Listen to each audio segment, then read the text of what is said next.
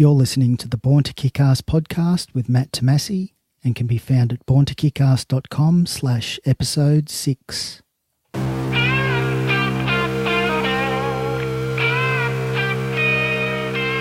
Welcome to the Born to Kick Arse podcast, where you're introduced to the most fascinating people on the planet. Learn the ingredients of greatness that you can apply to your life. And now your host, Matthew Tomasi.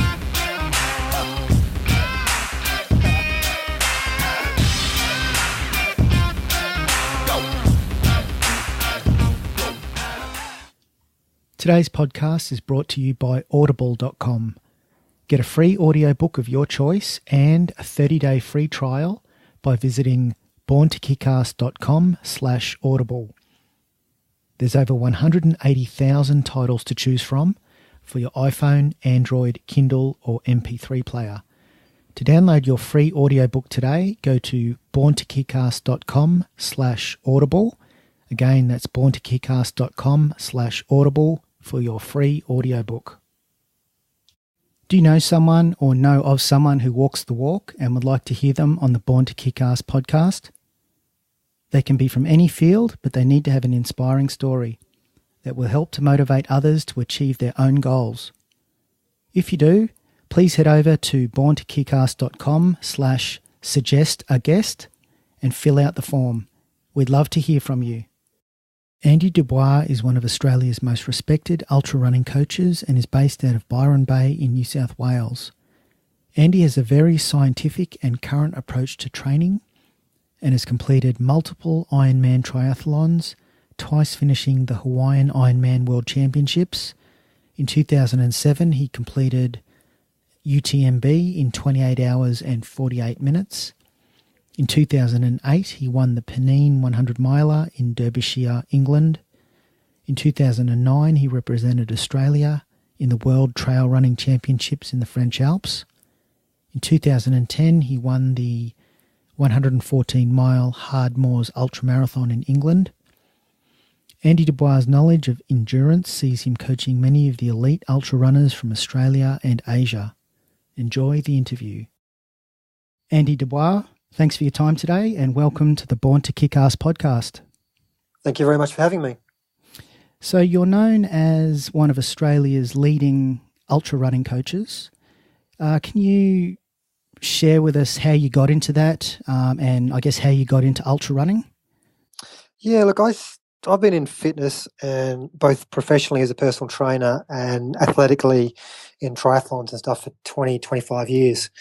I got into Ironman triathlon in my early 20s and did 9 years of those, 2 Hawaii Ironmans, and felt like I ticked all the boxes in terms of what I could achieve in Ironman.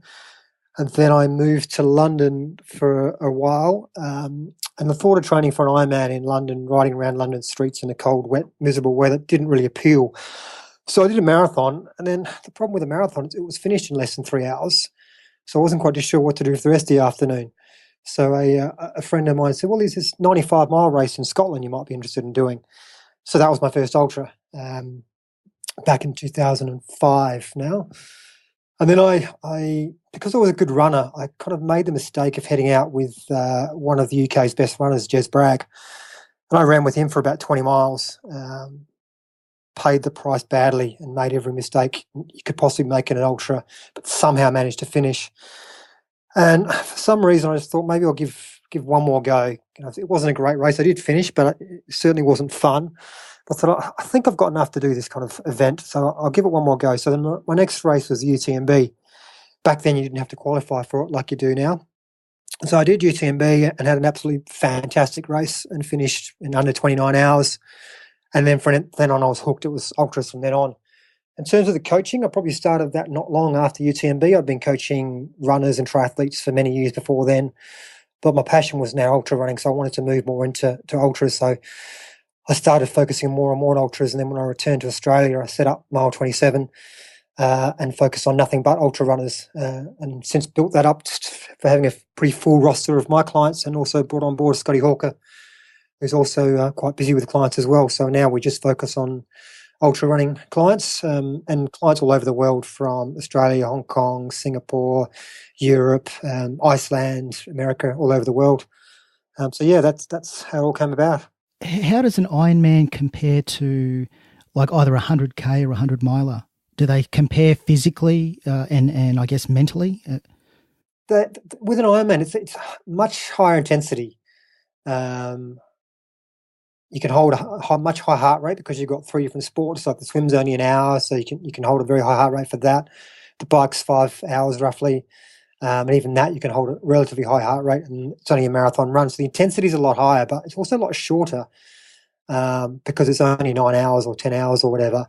And because it's the 3 different sports, mentally it's a lot easier because you keep breaking it down into smaller and smaller segments.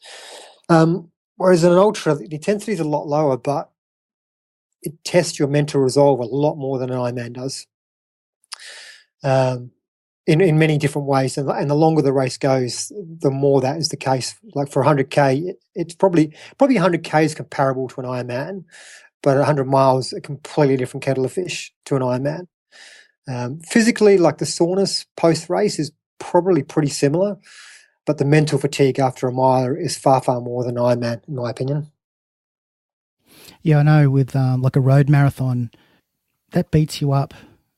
It's like after the marathon, sort of the next day, you're really sore, I guess, from just the pounding on the road compared to, the varying terrain with trail running or...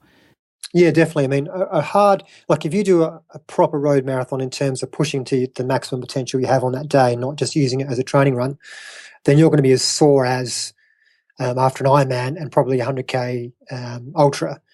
100 miles, it depends on how much of that you run and how much you hike. If you're more mid to backpack, you're probably going to hike a fair percentage of 100 mile, and therefore you probably won't be as sore. If you're up the top end of the field and running a fair bit of that, particularly on a big downhill course like UTMB or Western States, then your quads are going to be pretty beat up, regardless of running on trail. But as I said, mentally, you're going to be much more fatigued after an ultra than a road marathon. Now, I've noticed, I'm just actually reading your website, mile27.com.au. With your qualifications, you've got a whole list of qualifications, various diplomas and certificates in functional therapy and functional performance, and the list just goes on and on.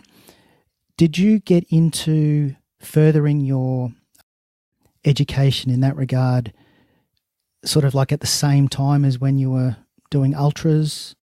It's been a gradual process. I mean, I got into fitness in my early 20s. I left the job I'd spent uni training for and decided it wasn't for me and got into fitness, and I did the basic qualifications. But I've always been of the opinion that there's always more to learn. So even before I started ultras, I did a level 1 triathlon coaching course, and I did rehab courses and strength and conditioning courses above what the personal training minimum qualifications were. And then I just continued to do that year after year after year. And I think that's where I come from, probably a different point of view to other coaches, in that I've got this background of working with body strength training, rehab, functional training, plus the coaching in terms of running and Ironman and triathlon. I just want to put those together and look at coaching in a more scientific manner, because there's always more to learn. You never stop learning. And I find with coaching, and it doesn't matter what kind of coaching it is, that if you don't update your knowledge, then the coaching world moves on. We're doing new things now with athletes now than what we were doing 2 or 3 years ago. New training techniques, new nutritional things, new mental strategies. And if you don't keep learning, then you're going to be left behind, and your athletes are going to be left behind. So I spend probably an hour a day on research every day, Monday to Friday, to try and keep ahead of what's going on out there. If you want to be a top coach, you're going to be top of anything, you've got to stay research, you've got to stay up to date, and that's how I do it for me. And if someone was going to approach you to either train for a miler, 100 miler, or aim for a specific time in a 100 miler, how do you train them? So I think the first thing you look at is you look at what race they're training for. Because they're training for a race like UTMB with 170k and 10,000 metres of vert, compared to, say, a race like the Glasshouse Mountains 100 mile in Australia, which is something like 3,000 metres of vert and it's very runnable. The training for those two races will be very, very different. So the first task is to really look at what the race requires and then match that to the person's ability. So if we're talking about some of the top guys where they can, run significant portions of the race, well, that's going to affect their training. They're going to run more in their training. If you're talking about back of the pack, where they're going to hike most of the uphills and even some of the flats, well, then we need to incorporate hiking into their training.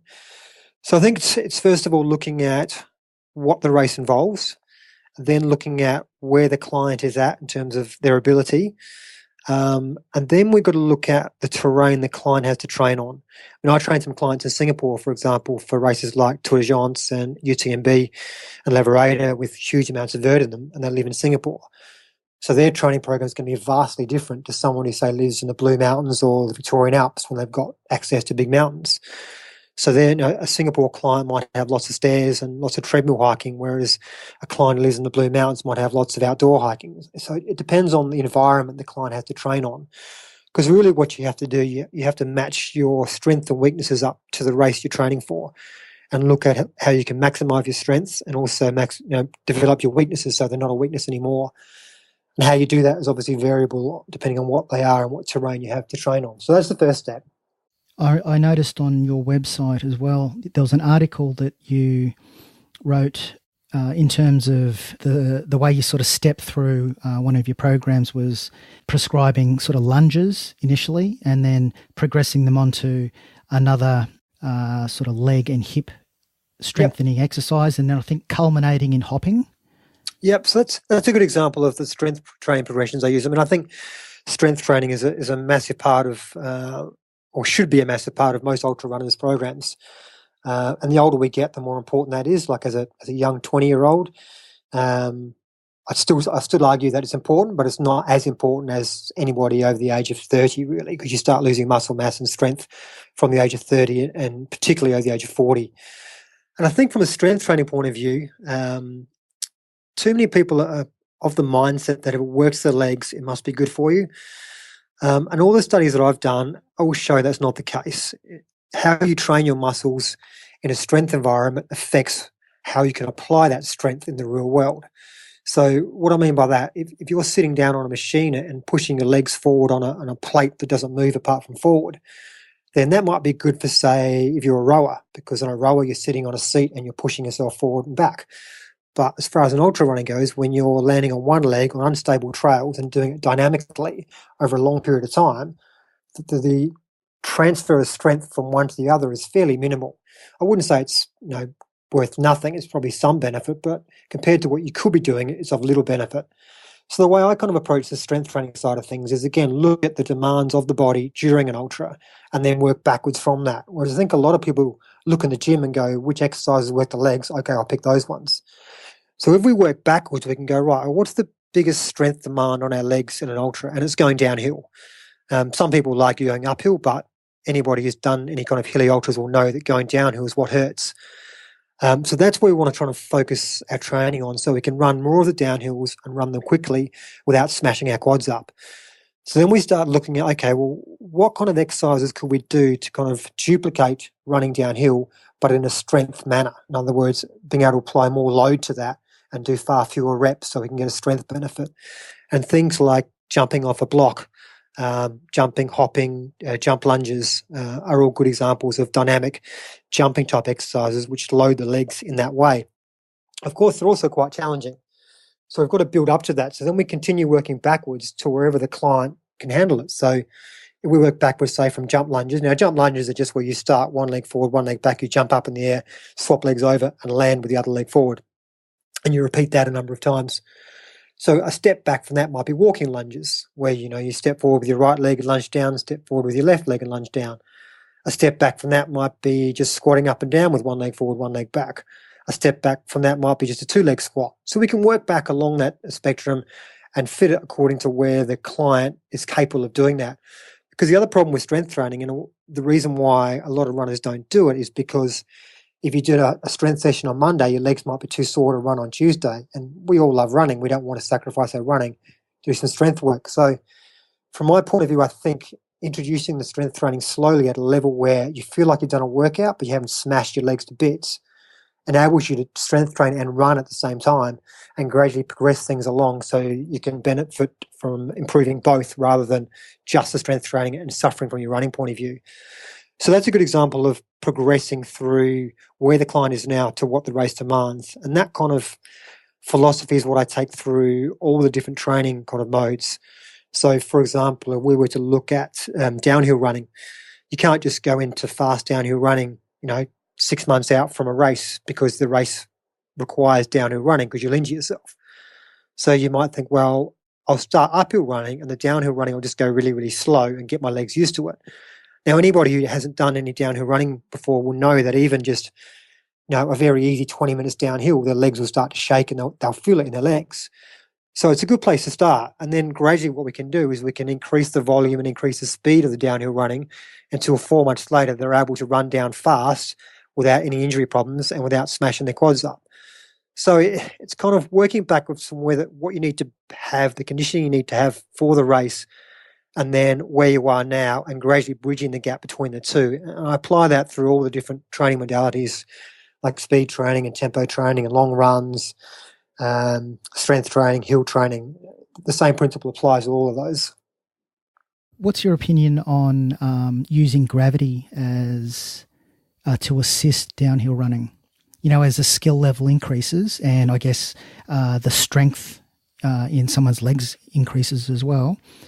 Would you say using gravity would be a big part in downhill running as well? Well, it's a good question, actually, because when we think of strength training, and I'll just kind of diverge slightly before I come back to answer that. When we think of strength training, we think of the weight as the kind of main load that we put on ourselves, but really that weight is nothing without gravity. We didn't have gravity, there would be no weight. Like on the moon, the same weight would weigh a lot less, obviously. So gravity is obviously the driving factor there. But I think also with strength training, if you look at kind of one of Newton's equations, force equals mass times acceleration. So mass is kind of the load we put on us, but acceleration, obviously, the faster we try and move a load, the more force is required. So when I look at strength training, I look at that equation, force equals mass times acceleration, and ask myself, how much mass do I want versus how much acceleration? What's more relevant to the runner? Is it more relevant to load that runner up with 30 kilograms on his back and get him to do squats or lunges?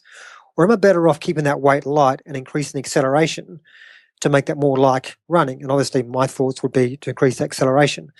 So that now leads us back to your question on gravity and downhill running. The more acceleration you have, the more air time you'll get and the more time gravity has to act upon that. And so the more load you'll get. So I think with downhill running, you've got two factors. You've got the ability of the legs to handle the load running downhill, and you've got the skill level required to make the legs go fast enough to run down that hill. So what you'll find is that someone who hasn't got a high skill factor will probably take fairly long strides because they haven't got the skill to take short, fast strides yet. Now, the longer strides you take, the more air time you get, the more time gravity gets to work, and the more load goes on your quads and hips and everything else, but particularly quads. Whereas a more skillful runner will have the ability to change their stride depending on the incline of the downhill, and therefore can minimize the load on their quads by adjusting their stride length and adjusting where their foot hits the ground. So, for example, if you're running down a hill and the finish line's at the bottom and it's a non-technical trail, you can open up your stride length and land hill first and smash your legs to bits because the finish is at the bottom. But if it's a UTMB and you're running down the first hill, you've got another 140k left, another 9,000 meters of vert. You want to do everything you can to protect your quads. So using a shorter stride and trying to land more midfoot will dissipate that load more evenly throughout the whole body and reduce the load because there's less air time, therefore less time for gravity to act on that. So yeah, I think that answers your question on gravity there. Do you sort of prescribe any exercises that target the glutes specifically and also the hip flexors? How important are those? Definitely. I mean, hip flexors, the biggest problem is tight. And one of the problems with tight hip flexors, well, there's two main issues that I see. One is that we sit at a desk all day long, so your hip flexors are held in a shortened position for long periods of time, and they adapt to that. And the second is if you haven't got good leg drive, which typically happens from the glutes and hamstrings, then you get more leg lift through hip flexors. So you're virtually lifting your leg forward rather than kind of pulling it forward through your glutes and hamstrings. So your hip flexors can be tight because of weak hamstrings and glutes. So I think glutes particularly are massively important and massively underweak in a lot of people. So a lot of the lunges that I prescribe are a little bit different than your traditional lunges because they help fire the glutes up by putting them in a position where they're virtually forced to fire. So a good example is what I call a crossover lunge, which females might understand this better than men. If you did a curtsy, like you bowed for the queen and put one leg behind the other in a crossover fashion and lunge down, that will load the glutes more because the glutes are getting stretched as they're getting loaded. Now, anytime you get stretched and loaded at the same time, you're going to fire that muscle up more. Probably a more simple example to explain that is when we go to jump. If I see someone standing up and I say jump, the first thing they're going to do is squat down. Now, why do they do that? Well, when they squat down, they stretch their glutes and hamstrings and quads and allow them to virtually like put a rubber band under stretch, which then gives them the energy to jump up. And the higher you want to jump up, the more you squat down to jump up. So by preloading glutes, you fire them up a lot easier than just trying to do squats or whatever first. So there's a couple of examples on my website. If people type in mile 27 and dynamic glute stretch, they'll come up with a video of me showing some dynamic glute exercises that are really good for firing up the glutes. But yeah, I think they're probably the most commonly weak muscle on most runners that I see. Also, how beneficial is cycling and like on the legs for ultra running? Is the benefits gained from cycling transferable to running? It depends. If the race has lots of vert and or you're going to do lots of hiking in that race, then I think out of the saddle kind of climbs puts the person in a fairly similar position to how you are when you're hiking up a steep hill, putting one hand on one leg and pushing off, then swapping hands the other leg and pushing up. You're leaning forwards, you're doing one leg at a time, the weight's all focused over one leg. That's exactly the same as going uphill on a bike out of the saddle. So I think there's lots of benefit from that point of view. And I've had a few runners with injuries that meant they couldn't run, but they could cycle. And that's a great way of keeping your kind of hiking fitness up and just general fitness. In terms of just kind of cardiovascular, riding a bike for an hour, 2 hours or whatever on days you don't run, look, I think there's some benefit. I think generally if you can run, you should run. But everyone has their kind of breaking point where more running equals more injuries. So for some people, the choice of doing, say, another easy 60, 90-minute run or an easy 1 or 2 hour bike ride, you might actually be better off doing an easy bike ride. But my first preference will be to try and get the person running more. But with every client I take on board, we look at their injury history and what they've been able to maintain running-wise without breaking down.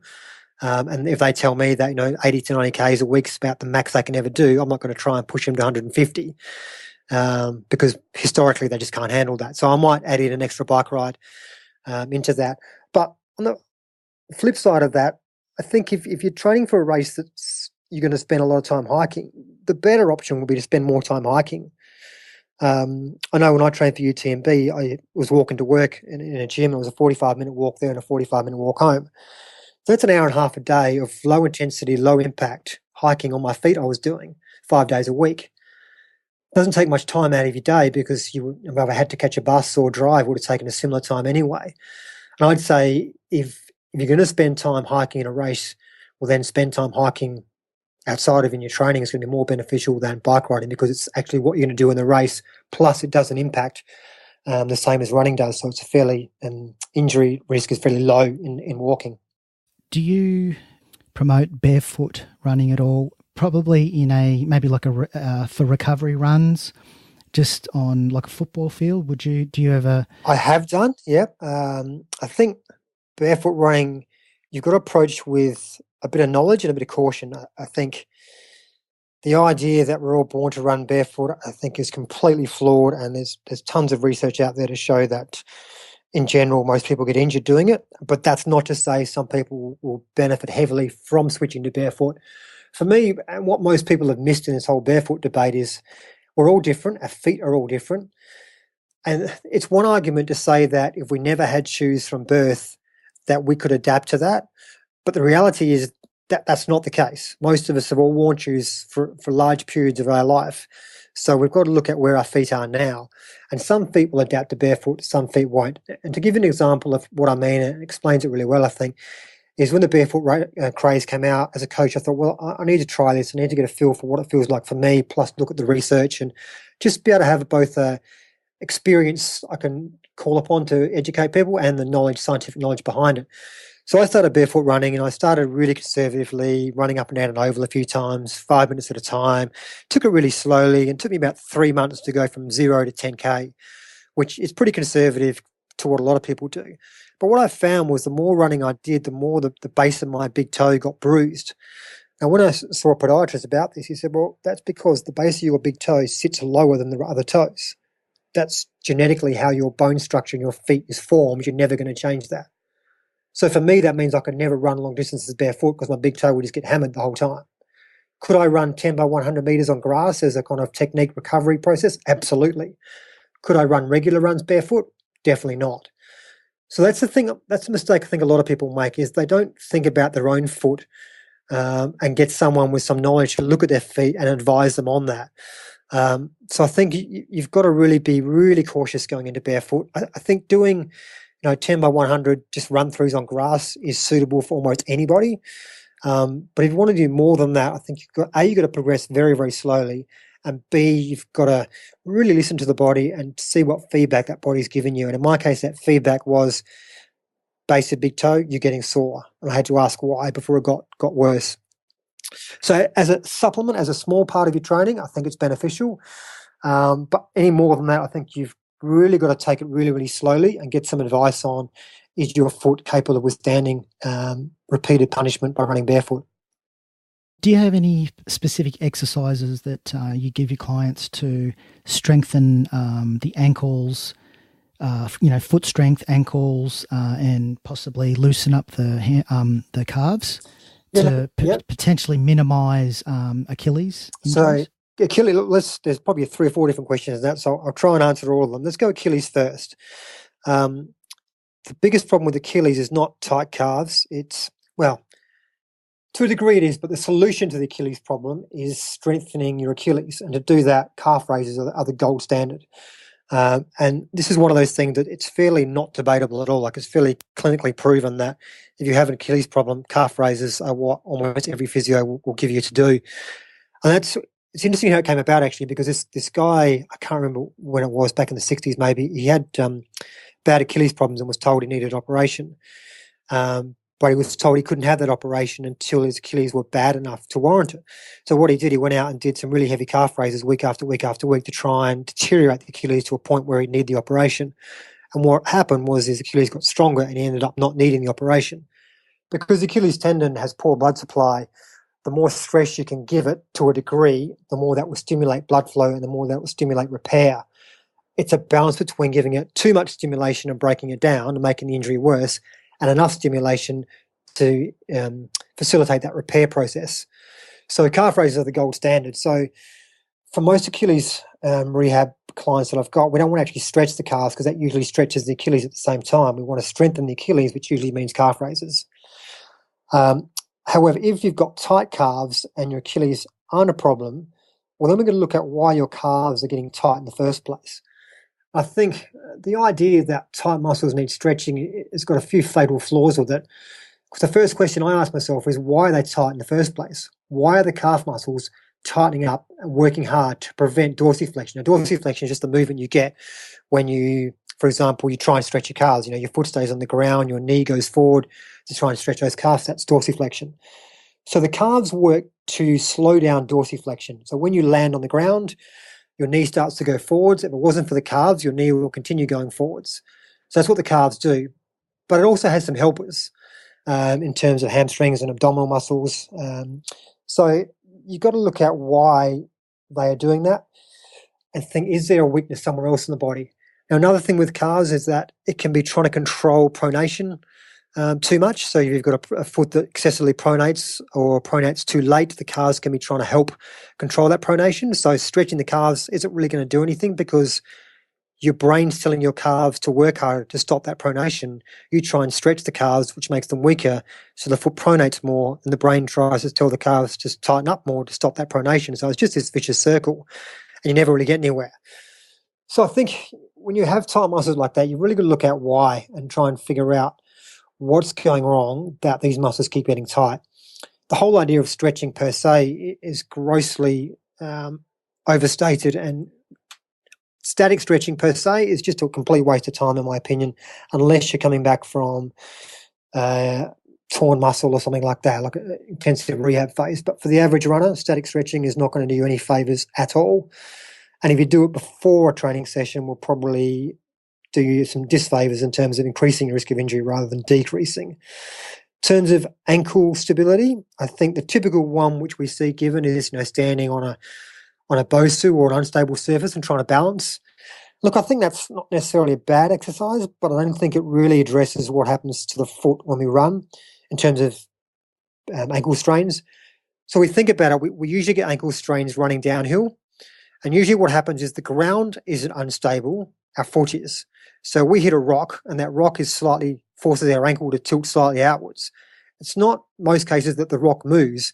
It's a case of we hit the rock on the edge, the rock forced our ankle to tilt outwards, and we didn't have the strength to control that and bring ourselves forward. So I think we're kind of looking at the wrong end of the spectrum in terms of doing ankle rehab on an unstable surface. We've got to look at how can we fire up the kind of proprioceptors in the ankle ligaments and tendons. Now, proprioceptors is just a fancy word for things in your ankle that tell your brain you're going over on it. So we've got to teach them to give feedback to the brain quicker and fire the right muscles up. So if we work backwards, like one example of some of the stuff I might get people to do is simply stand on a slope such that your foot is sloped outwards, and then you squat up and down. And then you could jump up and down or hop up and down, landing on, hopping up and down on one foot, such that your foot lands on a surface that is slightly sloped outwards. So you're kind of replicating in a way what would happen on a trail run. Of course, that's more final rehab stages, not initial rehab stages. So it would depend on whether the person is suffering from an ankle injury or is completely 100% fine as to how you would go about rehabbing ankles. And there's a big spectrum from standing on a flat surface and getting the ankle to move versus hopping up and down on a flat surface versus hopping up and down on a sloped surface and gradually using the arms to kind of help create some instability in the upper body and the ankle rather than the ground, which I think is a better way to do it. I'd like to touch on nutrition. Yeah, what can you tell us about, because I've noticed, in the last few years there's been a real push with like a ketogenic diet, like a low carb, high fat diet. Yep. Can you give us some insight into that? I think, first of all, nutrition, I'm not a believer that there's any one particular diet that suits all athletes or all people. I think historically, if you look at diets, and you look at where diets come from, and you look at, say, the Eskimos, and they've had a very high-fat, high-meat diet because that's all they had access to. If you look at Central Africa, they had a very high-carb diet because that's what they had access to. So I think different diets suit different people. So just straight off the bat, I don't believe one diet suits all. I think a high-fat, low-carb diet might suit some people, other people it might not suit at all. But in terms of why there's been a push that way, I think what's happened is people have realised that, particularly for an ultra, the more fat you can burn, the better off you're going to be. One of the main reasons for that is something like 40% of finishers in like the Western States 100-mile race, for example, complained of nutrition problems as being reasons they either DNF'd or had a poor performance. That's 4 out of 10 people said nutrition was the problem in their race. So people are looking for solutions. Whether that's the fancy new product, be it Tailwind or Hammer or Enduro or whatever it is, or it's a new diet that's been pushed out, people are willing to try something to try and solve this problem. Now, in terms of high fat, low carb, the emphasis on that is due to the fact that if you can burn more fat during a race, you can then don't have to eat as much during the race. Now, the less you have to eat during a race, the less chance of your stomach getting upset from trying to force food down it when you're running. So that's where the push has come from. But I don't believe you need to have a high fat, low carb diet to do that. I mean, I'm vegetarian, almost vegan, and I can go for a 4-hour run and not have any food, just on water, no problems at all. And I think the things that will influence that are both diet and training. If you do the right training and eat healthy, whether that's a vegan diet, a high carb diet, or a high fat diet, I think all of those 3 diets can get you to burning fat efficiently if the training is right. But if the training is not as effective as it could be, then you've got to play around with diet and get that balance between the two. Now, when I talk about training effectively, the biggest problems I see in people is doing their long runs and their easy runs too hard, and doing their higher intensity runs too easy. Now, what that does is teach you to be very carb dependent, which is obviously the thing you're trying to avoid. So one of the key things is to drop your pace down on your long runs. And this applies whether you're a marathon runner or an ultra marathon runner, trails or road. It applies all over the whole spectrum.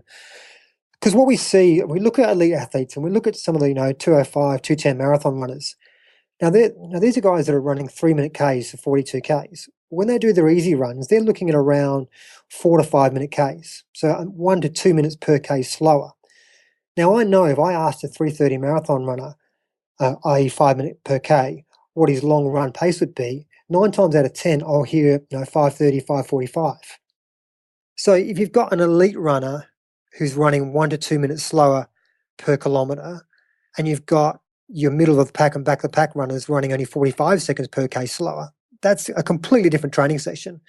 Now, if you're running 5 minute Ks for a marathon, your long slow run should be 6 minute plus Ks.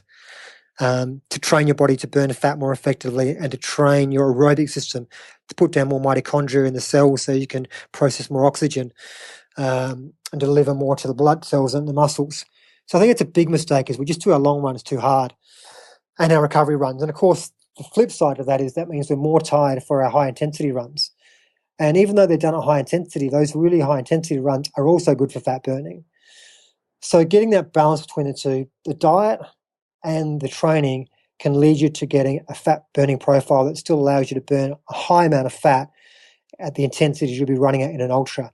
Now, whether you do that from a high fat, low carb or the correct training, there's different arguments and different studies that show all approaches work if you apply them properly and stick with them. Just like the the Dean Karnazes approach with the heaps of junk food and it works. The rolled up pizza and stuff. To be fair, his diet when he's not racing is actually very, very healthy. He's very much, I don't think he's a vegetarian, but he's very much whole foods, lots of fruit and vegetables, very healthy, non-processed diet. But during races, he just eats huge amounts of food. Personally, I couldn't stomach any real food when I'm racing, but everybody's different. Yeah, I tend to find more like a liquid-based fuel source goes down easier for me. Yeah, likewise.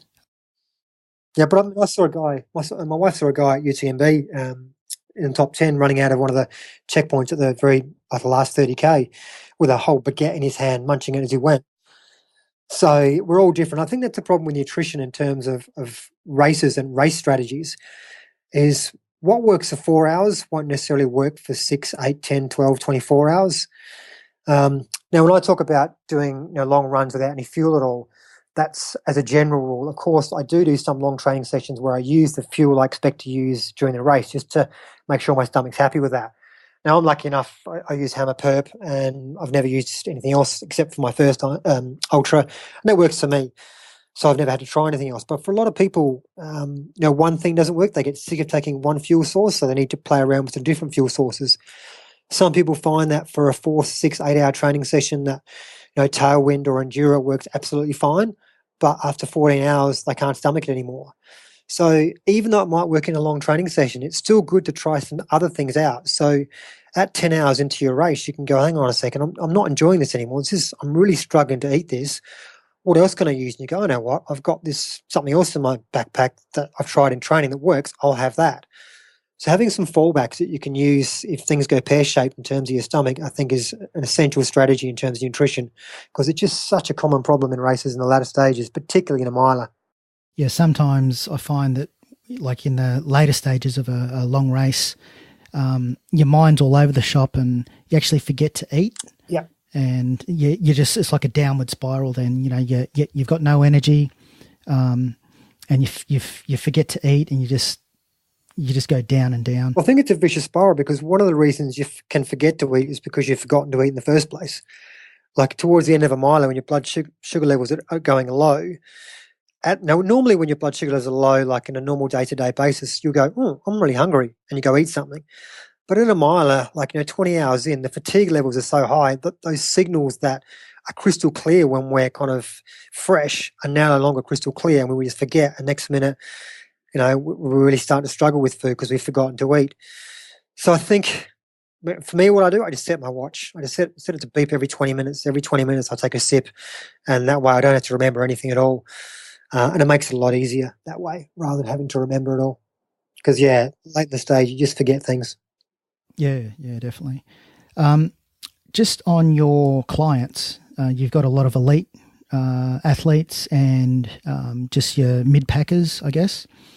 In terms of mindset, how does the elite mindset of your clients differ from the rest of the... That's a great question. I don't think I've ever been asked that one before, actually. It's a really good question. There are a few key differences. First of all, the elites in general tend to do more of the training.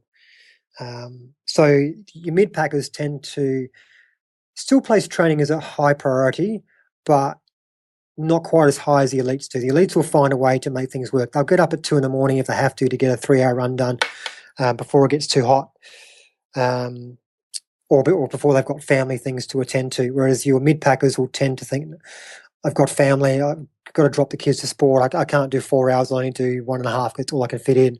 So in general, the elites tend to get more of the prescribed training done than mid-packers. Not all, but in general.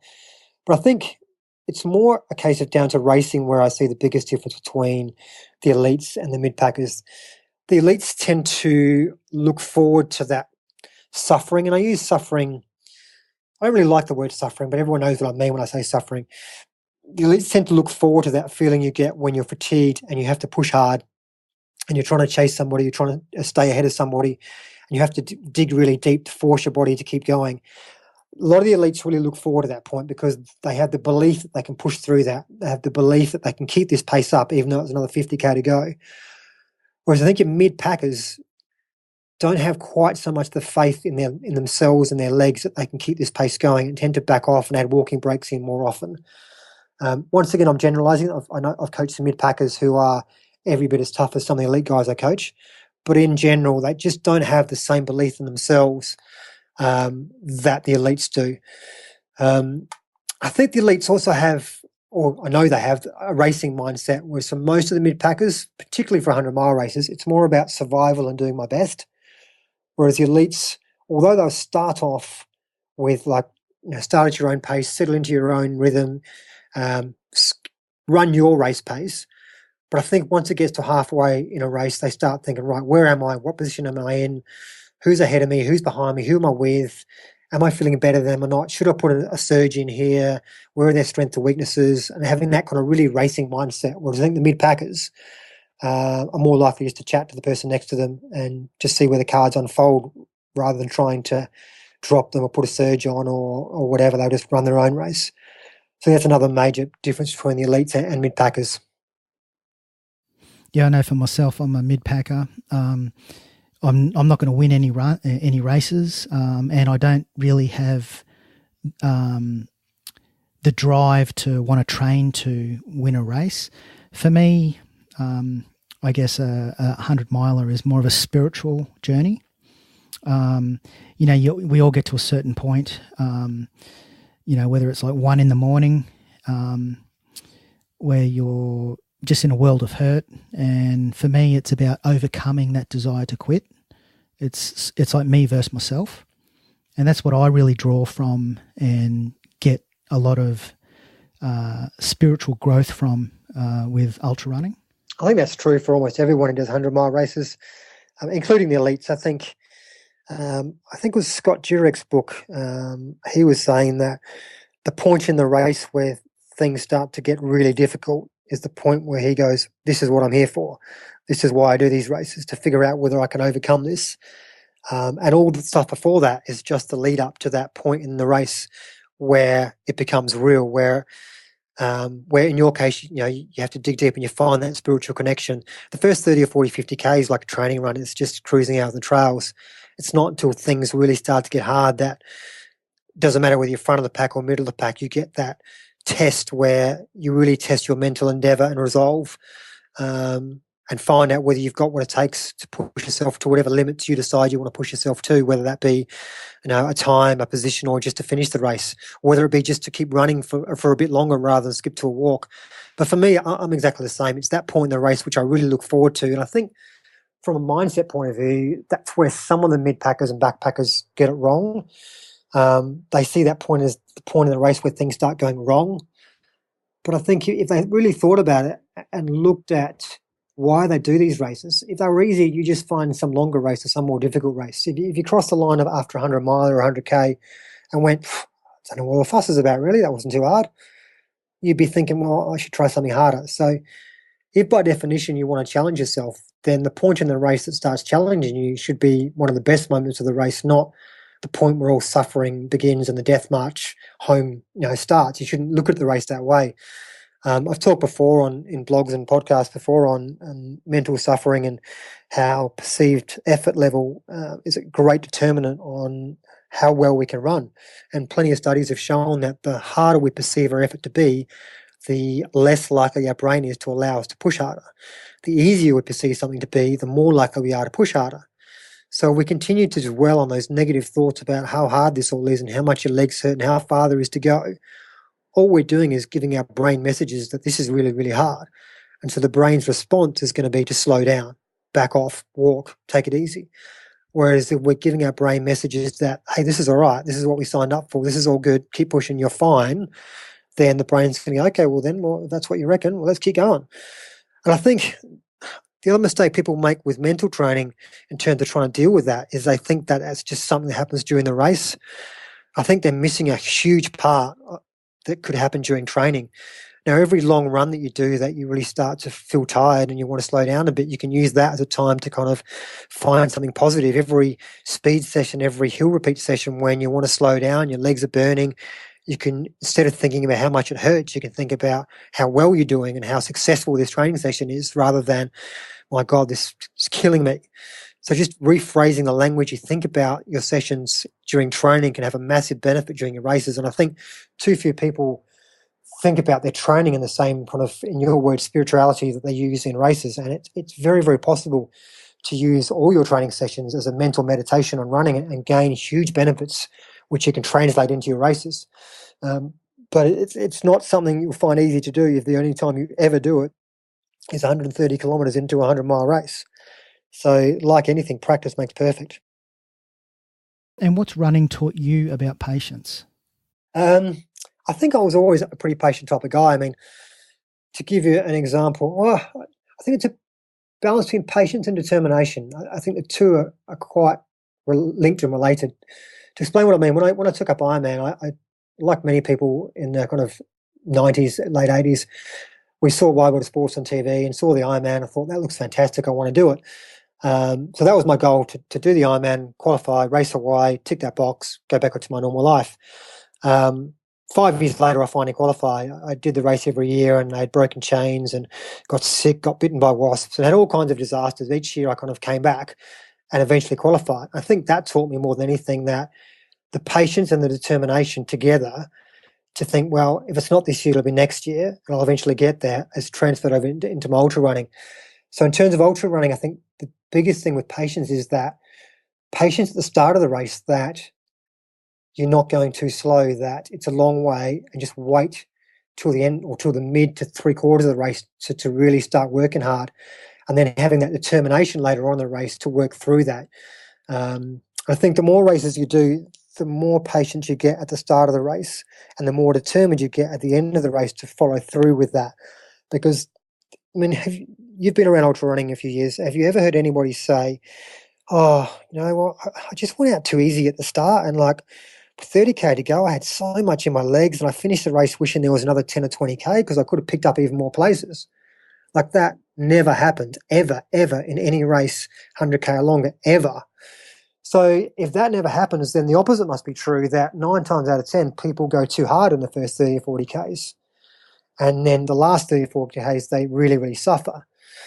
And most people put it down to lack of fitness or lack of training, not going out too hard. But in my experience, they all went out too hard. Otherwise, by definition, they would be able to run more of the latter half.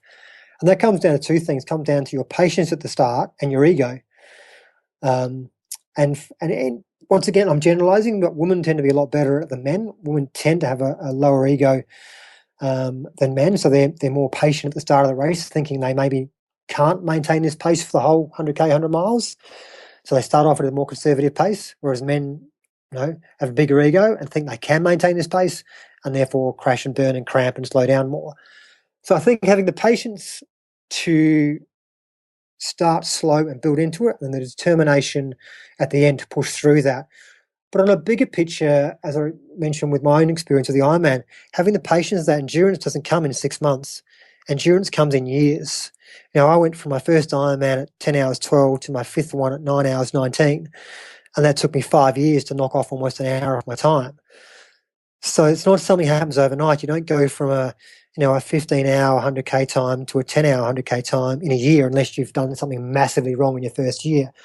So having the patience that year after year after year you can build on your long runs. If I said to some people that for a 100-mile race I want you to do an 80k training session, they would just look at me like I'm stupid. Like, that's not possible, because they would break down and injure themselves. But if you have the patience and are prepared to not be silly, just build on your training year after year after year, you might find it is possible. That was certainly my experience. A long run for me used to be 35k, but for 100 milers, 60 to 80k was pretty standard and no big deal at all. But that's only come from not trying to do it in year one, trying to do it 3 or 4 years into my ultra career. So yeah, that's another application of patience in ultra running. So just on a personal note, what is it about running that you love? It's changed over the years, to be honest. It used to be a means of testing myself and pushing myself as hard as I could for some reason, and I still haven't really worked out why. I really wanted to test and push myself. That's why I didn't want to do short triathlons. I wanted to do Ironman straight away because it was the hardest around at the time. I just felt this need to really push myself hard. And I really, to be honest, I really don't know why. But from that, once I merged into trail running, ultra running, it's more, as most trail runners know, being out on the trails is just that release from everyday life. It's that time of the day where you can disconnect from everything else you've got going on and just be one with the trail. And 1 minute turned into an hour, turned into 3 hours, and you don't have to worry about anything at all. And just that feeling you get of total isolation from everything and everything else in your life, and you can just switch off and enjoy running is a major part for me. The physical side of thing, of course, I love pushing myself still. I love seeing what my body is capable of. That's one reason why I prefer 100 milers to marathons, 100Ks, because it's more extreme. And for me, the challenge isn't so much to go faster, it's more to go longer, because I still think I've got a massive amount of improvement to make over those long distances. And I think even at age 46, I've still got a lot of improvement to make. Whereas, if I talk about Ironman, I'm never going to be that fast again, and I'm probably never going to run my potential marathon time ever again. I'm probably too old for that now. Not that I can't run a fast marathon, but it won't be the same speed I could have run when I was 30. But for a 100-mile race, I still think there's massive amounts of improvement you could make by digging into that mental kind of toughness, which I think just takes decades to strengthen, not years. And for me, that's a massive challenge, and one of the major reasons why I do it as well. Just on mental toughness, do you think that's something you're born with or something that can be taught to someone? I think it's a bit of both. And I think when we talk about born with, whether we talk about nature or nurture, whether we talk about how we were raised, whether your upbringing brought about your mental toughness, or whether genetically you have more mental toughness than the next person, it's a good argument to have. That I'm not really don't know anything to base that argument on. But in terms of whether you can train it or not, yes, I certainly believe you can train it. And that's kind of what I was alluding to in terms of doing your mental work when you're training, not just when you're racing. Because I know some people find speed training or hill training really, really tough mentally. They really struggle with it. Some people don't even like that feeling of pushing them as hard. They love being out on the trails, but that pushing really hard to your hands on knees, gasping for breath, they find really hard mentally. And I don't think it's really a case of just hardening up. You hear a lot of talk and bravado about, just toughen up and stick with it. And I don't think necessarily that's the best way to go, because I think that all that does really is feed into that kind of hard mindset in terms of this is hard. And then the brain gets a message that the perceived effort is harder, and it actually can work counterintuitively against you because you're getting messages of how tough this is. So I think mental toughness comes down to working out why you're doing the sport and why you enjoy it, and also looking at finding positives from every single point, every single moment throughout the race, finding something positive to focus on. If you can do those two things, if you can find something positive no matter how much you're hurting, and also have crystal clear reasons about why you do this, why you want to put yourself through the feelings you need to have to get through a 100-mile race, I think you can train yourself to be a lot mentally tougher than you probably are now. But if you haven't got a very good reason to keep running at 130k mark when all you want to do is walk, then I think you'll walk, because there's no reason why not to. Like the question I ask my clients is, at 130k, you're in the middle of the bush, no one can see you, no one's going to know whether you walk the next 5k or you walk the next 2k or you run the whole lot. Your time might be half hour quicker, but whether your finishing time is 32 and a half hours or 32 hours, does it really matter? No one's going to know apart from you. So you need to have some very good reasons why you want to run more of that than walk more of it, or you're just going to walk. So that comes down to why you do the sport in the first place and what defines a successful race for you. Now, for me, what defines a successful race is not the position, it's not the time, did I have complete control over my body for every second of the race? So, for example, when it got to 130k and my legs said walk, did I really need to have to walk? Now, if I had an injury, if I had an ITB problem that was causing me lots of pain, maybe walking was the best thing. If I had a stomach problem and I was feeling nauseous and sick, maybe walking is the best thing. If I was overheating and needed to cool down, maybe walking is the best thing. But if my legs are just tired and whinging and I could still run, well, then walking is not the best thing. So for me, if I can control my body for every moment of that race and do the best I can at each moment, then I've had a successful race. So that's how I define success and how mental toughness can be applied to every moment in every race. Now, just on advice, if you could make a phone call to the 20-year-old Andy DuBois and give him some advice, what would you tell him? I'd tell him to be a lot more patient to start with. Yeah, I wasn't very patient when I was, I was patient in some ways, and that it took me, I stuck with it. It took 5 years to qualify. But in terms of the patience I mentioned about endurance not coming in a day, I didn't have that patience. I went out and flogged myself and got every injury known to mankind. That's probably one reason why it took me 5 years to qualify. But yeah, as a 22-year-old, I just thought I was invincible and didn't listen to my body, didn't back off, didn't have the rest days I needed to, kept training even though I had a stress fracture until it got so bad I was hobbling along. So yeah, it would be more patience. Endurance doesn't come in 2 years, it comes in many, many years. And I'd give that advice to any young, aspiring ultra runner. Endurance takes years and years to develop, so don't be in a rush. That doesn't mean you can't do long races early on. It just means lower your expectations and be prepared that it's going to take you a while to reach your potential in really long races. You can't reach it as an 18-year-old. One of the guys I coach who you interviewed recently, Ben Duffus, and we've got a progression for him about when he does his first 100-miler. We're not jumping in to that 2 years after I started coaching him. We're looking at a long-term plan about when's going to be best for him to do that based on endurance needed to do that successfully. So, yeah, it will be to listen to my body and have more patience as a youngster. Do you have anything planned for the future? Are you working towards anything yourself? At the moment, the next big race is the Big Red Run, 250-kilometre stage race in the Simpson Desert, which is a marathon, 30K, then double marathon. I've never done a desert race before. I've never done a stage race before. So I was given the opportunity to go to that race. So I'm very, very keen on doing that. And then moving ahead, I'm once again drawn to another 100-miler. I haven't done one for a couple of years with the birth of my daughter last year. Training for a 100-miler with a new baby is not recommended. So I'm looking forward to getting into another mountainous 100-miler either end of this year or next year. So that's the next big thing for me. I suppose with having a new baby, you've got the sleep deprivation training. Yeah, got that down pat. It's amazing what you can survive on. I tell you, I mean, when we were just a couple with no kids, you have a few 5 or 6 hour sleeps due to going out or getting up early with training sessions, and you get to Saturday and you have a big sleep in, and and feel great. Whereas as soon as you have a baby, that Saturday sleep-in never happens anymore, and you have that disjointed sleep. But, you get through, you survive. And it teaches you that although I'm big on recommending sleep for my athletes because sleep is a big factor on injuries and recovery, you can do without it more than you think, as any parent would testify to. And whereabouts can people find you online? Where can they find out more about you? Yeah, so the website, mile27.com.au. If they sign up to the blog, I'm giving away a free PDF book on the key training sessions for ultramarathons. So I talk about downhill training, speed training, tempo training, long runs, all down there, so they can refer to that as like a reference book. Also on Facebook, Mile27, Twitter under my name, Andy DuBois 69, and on Instagram as well under Andy DuBois.